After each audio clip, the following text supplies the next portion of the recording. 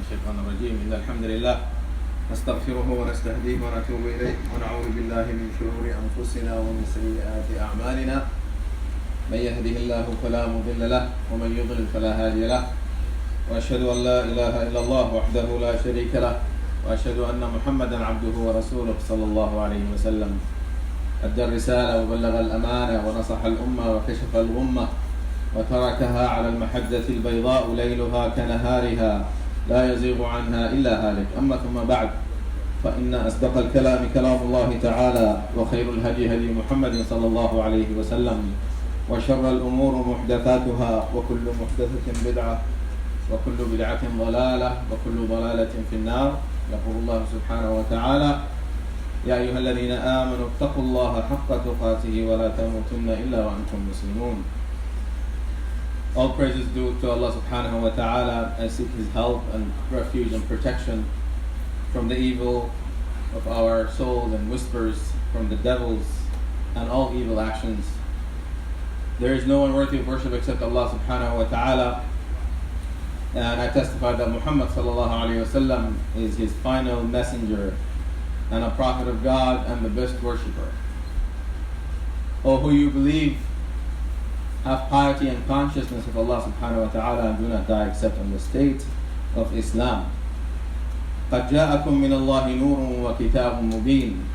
There has come to you from Allah a light and a clear book to guide you. يَهْدِي بِهِ اللَّهُ مَنِ اتَّبَعَ رِضْوَانَهُ سُبُلَ السَّلَامِ وَيُخْرِجُهُم مِّنَ الظُّلُمَاتِ إِلَى النُّورِ بِإِذْنِهِ وَيَهْدِيهِمْ إِلَى صِرَاطٍ مُسْتَقِيمٍ. By which Allah subhanahu wa ta'ala guides those who pursue His pleasure to the ways of peace and brings them out of the darkness into the light by His permission and guides them to the straight path. My dear respected Muslims, the best words are the words of Allah subhanahu wa ta'ala. The best guidance is the guidance and the example of Muhammad sallallahu alayhi wa sallam. The worst matters that we encounter in our lives are the perversion and the alteration of the core principles of faith that would lead us astray from the straight path. Today I've selected some interesting topic for you. It's some reflection from Surah An-Nur. From Surah An-Nur. An-Nur means the light or the guidance. Surah An-Nur is in Juz 18. Juz 18, Surah number 24. I only selected, probably I'll be able to cover one verse and probably half of a second one. But we'll see what we could do if we can squeeze it, due to the time shortage. So Surah An-Nur, before I begin to the verse that I want to talk to you about, it's actually verse number 32 and verse number 33. All parents and all those interested, please refer to it. Verse number 32 in Surah An-Nur and verse 33. Before I jump into the verse and say what it is, I'd like to give you a little primer and context about Surah An-Nur. Okay? So we're talking about Nur. It means guidance, it means light. Literally in Arabic it means light. When you have light, it means Nur. You're able to shed some light on darkness and have path, how to cruise through the darkness, right? And you can see very clearly what's going on surrounding you. In this surah, Allah subhanahu wa ta'ala has mandated many commands. Okay, He mandated a lot of decrees and relating to corrupt acts, sexual acts.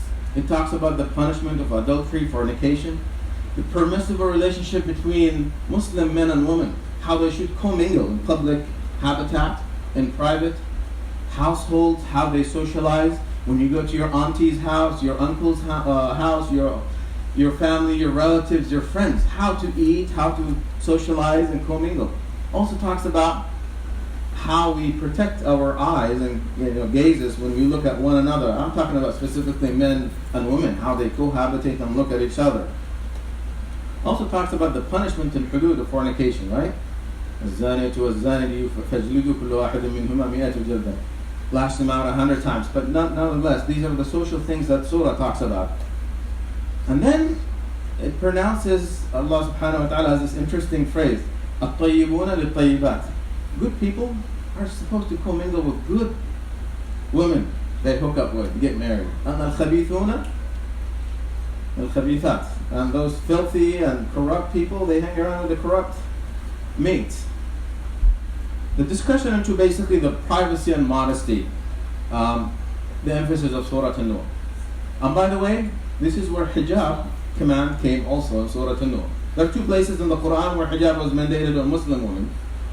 One verse in Surah An-Nur, and the other one is in Surah Al-Ahzab. Okay? These are the two references in the Quran that commands about wearing veil and hijab. Allah subhanahu wa ta'ala says in verse 32 in Surah An-Nur, وَأَنْكِحُوا الْأَيَامَ مِنْكُمْ وَالصَّالِحِينَ مِنْ عِبَادِكُمْ وَإِمَائِكُمْ إِنْ يَكُونُوا فُقَرَاءَ يُغْنِهِمُ اللَّهُ مِنْ فَضْلِهِ وَاللَّهُ وَاسِعٌ عَلِيمٌ. And marry the unmarried among you, and the righteous among your male slaves and female slaves, and if they are poor, Allah will enrich them from His bounty, and Allah is all-encompassing and knowing. Let's venture into this verse. One of the issues that I want to relate it to you, and the reason why I'm giving you this primer and context, it's one of the contemporary Muslim American issues. It's marriage, and how we Muslims and parents look at it in our society. Unfortunately, there is really a serious issue among the Muslim youth, boys and girls, and families, how they commingle and how they get married, and how our families basically impose a lot of restrictions on the boys and girls. For instance, one of the inhibitors of getting married, costs.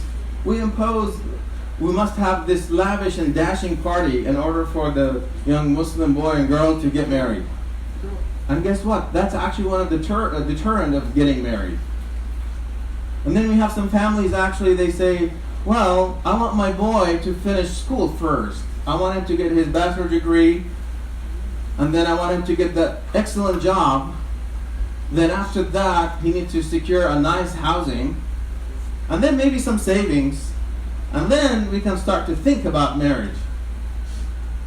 And subhanAllah, by then the kid will be, or it's not kid anymore, it'll be like in his mid-30s, that if he hits all those criteria and check marks.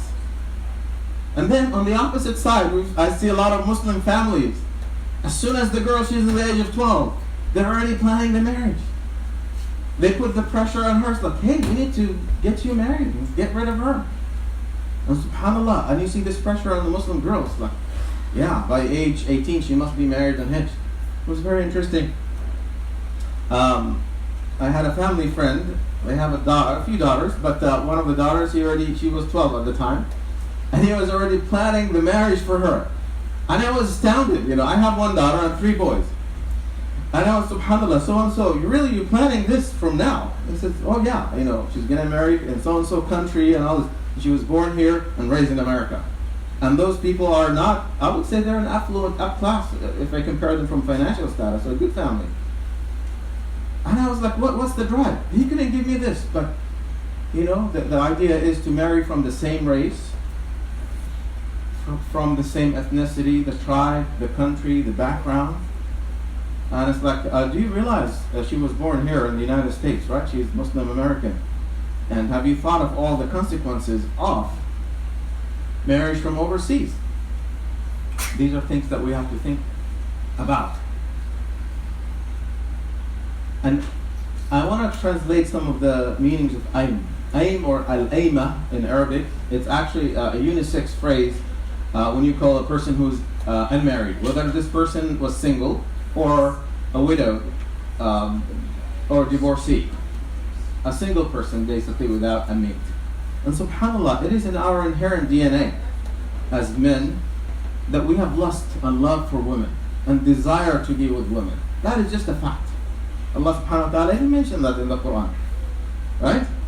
That men desire women out of lust. And then women on the other hand, they have the huge need and desire to have a companionship of the male. But here now when we come to the United States, there is no medium to connect our Muslim boys with our Muslim girls. On top of that, we impose all these restrictions. Allah subhanahu wa ta'ala, what I want to emphasize to you in this verse, Allah subhanahu wa ta'ala raises the issue of aima, okay, being single without marriage, as an issue more than poverty, more than money. And subhanAllah, we as Muslim people, as parents, we always look at it the flip side. I need to be financially secure first to marry, whether it's my daughter or my son. And subhanAllah, I looked at it, I knew a family friend, actually a family member, I apologize. He had about 4 or 5 daughters. And one of the daughters he married her to like a millionaire, I would say a billionaire. He would not then marry his other 3 or 4 girls to anybody less than that standard. And subhanAllah, they end up not being married. I am not joking. My girl was just shocked. He established a precedence that, hey, my first daughter should get married to a millionaire. The rest of them, they must marry from this class and this social class. And subhanAllah, he declined all the marriage proposals. His daughters were the victims. Yeah, ended up being basically ayama, not married, single.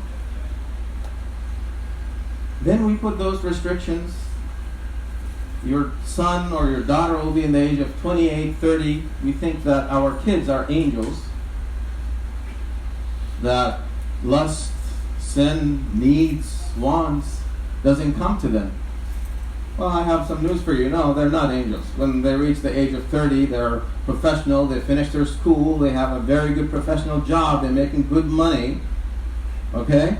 You're just ducking your head in the sand as an ostrich, not accepting the facts that, lust and temptation and tests, they're going to come knocking at their doors. And then you are forcing them by imposing those restrictions to go in the wrong direction. And they have a separate life that is absent from your life. As is, Muslim Americans, we have a challenge actually. We have a hybrid personalities. Okay? We have really a hybrid personality. In the mosque, in the house, we quote-unquote good Muslims. Once we come to reality and we go back to the real social world outside, when we step from the mosque, our personality changes 365. Islam is good at the mosque doorstep and at our homes in some cases. And then we forget that our kids and sons are challenged with identity crisis. Identity crisis. Am I a Muslim? Am I so-and-so ethnic background? Am I an American? And then they tend to tune things around. Where applicable, they establish their personality and adjust to that. One of the problems that I see in our Muslim community is that we don't have a very good medium to connect our right men and women to get married. And there's that disconnect. Where do we expect to find a good mate? In the hookah lounge? At the bar? At the mall? At the movie theater? Where? It has to be in a very good common place, a dignified place. In the mosque, Islamic activities, Muslim picnics, Islamic parties, social Muslim events. We need to emphasize this and help and facilitate for our kids to commingle and know each other. And we also have to make the environment right for them. I see some Muslim brothers are so uptight when it comes to the mosque. Oh, you must put 10 hijabs, extra hair showing. That is just so bad. Oh, this and that. I'm not saying that there should be indecency. No, we should observe the best practices of Islam.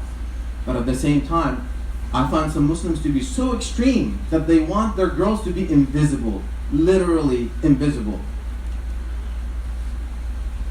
And then I find some on the left side so open-minded, what I would call so liberal, that that's okay, go hang out, go have fun, date, and just make sure you come back before midnight. Really? That's not what we want too. We want a very balanced approach on how we can actually hitch our boys and girls together in a very respected, wholesome, dignified way. And I believe the mosque is one of the first places. And we should increase our Muslim activity and events and social gatherings just to have that bonding in our community and make sure that we set our kids in the right direction. One of the hadith, Rasulullah says, حَقٌّ عَلَى اللَّهِ عَوْنُهُمْ ثَلَاثَةٌ حَقٌّ عَلَى اللَّهِ عَوْنُهُمْ الناكح يريد العفاف والمكاتب يريد الأداء وَالْغَازِي فِي سَبِيلِ اللَّهِ. The meaning of this hadith, that Allah subhanahu wa ta'ala will take care of three people, three personalities. The one that is actually seeking genuinely to seek his marriage in a halal way, Allah will provide. So Allah keeps emphasizing the financial aspect because this is what we emphasize. Quran is meant to address our issues, social problems that we have. Allah emphasizes, no, money's not everything. Allah will provide. And in fact, Allah subhanahu wa ta'ala emphasizes that being single, it's a problem more than being poor. I must double cross this one and make sure I made my point home. Money is not everything.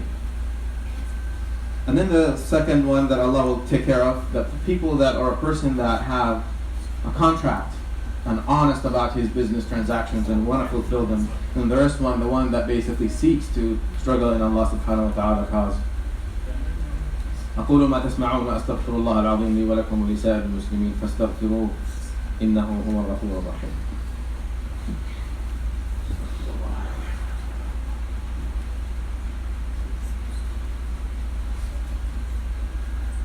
Bismillah, alhamdulillah, wa salatu wa salam ala rasulillah. I know the time is short. As Muslims, we have to open the door to halal. The only way to repel haram among our Muslim families and kids is to facilitate the halal ways. And we have to think out of the box. There is no normal situation. We all dysfunctional in our own way. There are no perfect personalities and individuals. We just have to be sensible enough to find out adequate solutions to meet our needs and our family's needs and our kids' needs. Open up a dialogue with your children. Start to embed that no, money is not everything. I know that we have this facade that no, our kids must be graduated from school. Guess what? The fun begins at school, from high school and on. Why don't you do it in a halal way? And sometimes actually when you bring candidates to your son or daughter, make sure that this is the candidate that you present is appealing to them.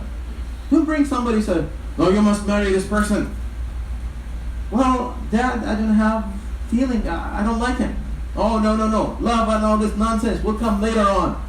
You just go ahead and marry. Guess what? No. It's a personal thing. We have souls, we have hearts, we have minds, we have needs. We have to hitch them in the right way. If she says no, it's a no. That's it. I don't like his look. He's tall, he's short, he's ugly, he's beautiful, he's whatever. I'm not happy with him. That's it. Don't force it. Ain't gonna come later on. Because you know what's the consequences of that? The next verse 33. وَلَا تُكْرِهُ فَتَيَاتُكُمْ عَلَى الْبِغَاءِ. Do not force your daughters to rebellion or commit. The literal translation is prostitution. But I'll tell you this. Bigha is anything that is not the right way in terms of personal conduct. Okay? And Allah subhanahu wa ta'ala says, do not force them into rebellion. By you forcing them to marry somebody that they don't want and they desire, you are forcing them to commit a wrong thing. As parents, we always wish to have the best for our sons and daughters. We're going to raise the bar high, right? We want the best.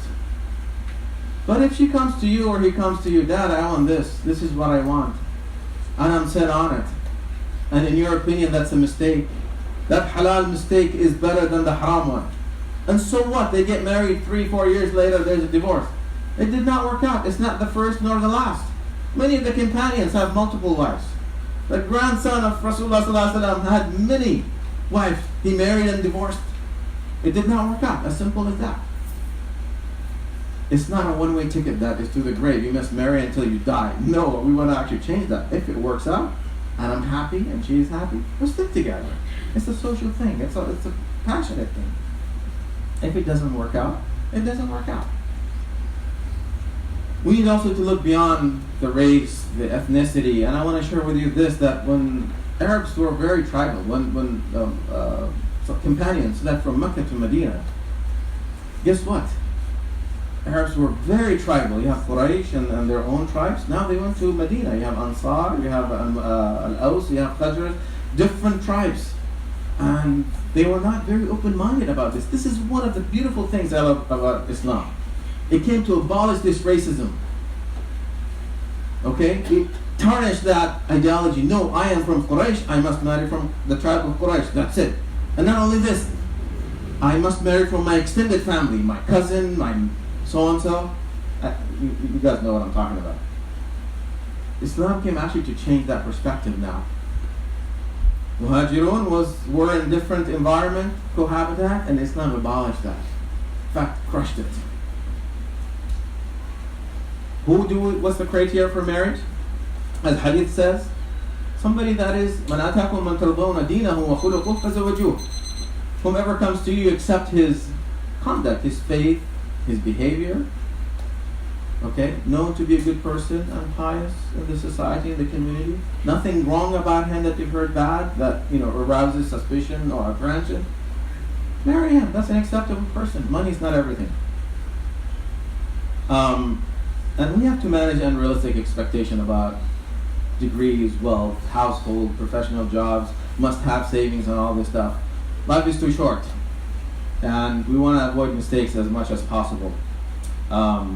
I want to share with you this actually social science that came from Harvard Medical School. I thought it was interesting, the benefits of marriage. It says, actually, that married couples and families, there are many benefits to that actually fewer incidents of poverty. I thought that was so interesting when I was doing my research, that marriage actually decreases poverty. Oh, subhanAllah. Fewer mental health issues. When you have a nice companion that you share and bounce ideas, it helps you alleviate, festering evil inside you. Sometimes when you get it out, when you speak to your significant other, it helps you feel good and you have a good mental state. Fewer strokes and heart attacks, lower change of becoming depressed, so it reduces depression, faster recovery from illness, and of course, all the social programs and tax breaks that you get from the government, right? So financially, it's pretty appealing and good. I want to share with you the following story of Musa. I know you guys heard Musa in the Quran so many times, but I want you to reflect on this. The only marriage proceedings and proposal mentioned in the Quran was of Musa. And if you have some time, you can reference Surah Al-Qasas, the stories. I'm just going to quickly browse through it. He grew up in the palace of Pharaoh. He had a dispute. He killed somebody from the Pharaoh civilization. Musa ran away as a fugitive, right? He was an outlaw. Where did he run to? From Egypt to an Arab land. It's called the civilization of Midian. He encountered two girls. He helped them with some errands. One of the girls came back. She told her father what happened. And she proposed to her father to invite him for lunch or to repay him for his service that he did for them. He comes, he talks to the father, and then the daughter expresses to her father the desire to marry him. Now let's dissect this scenario. What did the father do? Analyzes the situation, and he says, okay, I want to marry you, my daughter. This is the dowry. Okay? And let's now talk about it. A fugitive, an outlaw. Okay? Broke. He came, he explained his story. Oh, different race. He was an Israeli. That's what the Quran says. He's from Bani Israel, right? Came to an Arab land. He married to an Arab person. He was broke, fugitive, talked to the father. They made a deal. The dowry is to work 8 to 10 years, i.e. his father-in-law was paying his paycheck, right? Not only this, he was sticking around with them, living with his in-laws. By today's standards, when you look at this, it's like, what a man, what a catch. Who would dare to criticize Musa alayhi salam? Who would dare? One of the greatest prophets, Allah subhanahu wa ta'ala spoke to him directly. One of the greatest prophets. And I just laid it out for you. What was the attraction? The girl, she consented. She had appealed to him. She liked him. She liked his strength as physical body. Al-Qawi, he was strong and strong. Al-Qawi Amin, and then very trustworthy. He displayed very utmost good conduct. And when he explained his story to the father, all that didn't matter. He liked his qualities, and that was that. The point I'm trying to make is sometimes there are no perfect situations. Make it work. If you want to protect your sons and daughters, make it work somehow. Do not be an inhibitor and think only about financial gains, but you should also care for the well-being and feelings of your sons and daughters. I ask Allah subhanahu wa ta'ala to bless our community with healthy marriages, full of happiness and prosperity. I ask Allah subhanahu wa ta'ala to guide our families to the best manners, conduct, and to bless us with dignified life. I ask Allah subhanahu wa ta'ala to help us do right by our children, and for our children to do right by their children in raising them in state of piety. Ask Allah subhanahu wa ta'ala to accept our humble prayers and to make us on the righteous path. اللهم أعنا على ذكرك وشكرك وطاعتك وحسن عبادتك وتلاوة كتابك. ربنا آتنا في الدنيا حسنة وفي الآخرة حسنة وقنا عذاب النار. وصل اللهم على محمد وعلى آله وصحبه الكرام وأقم الصلاة.